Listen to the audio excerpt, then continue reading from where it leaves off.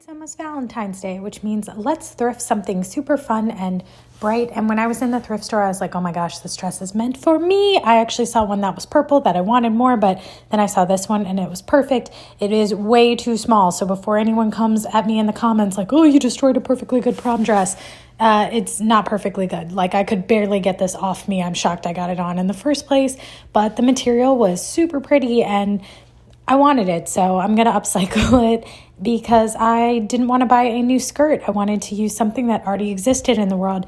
So I cut apart the top from the bottom, and I wanted this to be kind of a midi length, and I'm going to figure out something to do with that other part later, but this is one of the layers, and if you do not have a steamer, you should go get one because amazing and life-changing, and I'm going to steam out all those wrinkles because this material was super duper wrinkly. I did forget, I actually washed this in the washing machine first and then had to steam it. And this is where the world's worst tutorial comes into play, but I sewed some elastic in here and forgot to actually film it. I thought I hit the record button and I did not.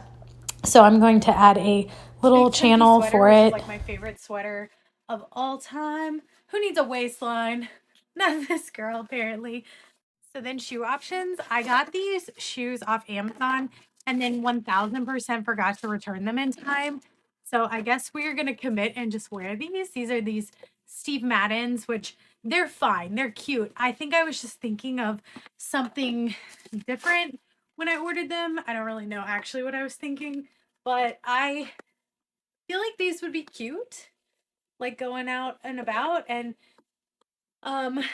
yeah, and okay, also options. We have this red sparkle bag because, like, you know, almost Valentine's Day. Here's the vibe. Here's what I'm going for. Yeah, I hope you guys are ready because we're almost towards Valentine's Day.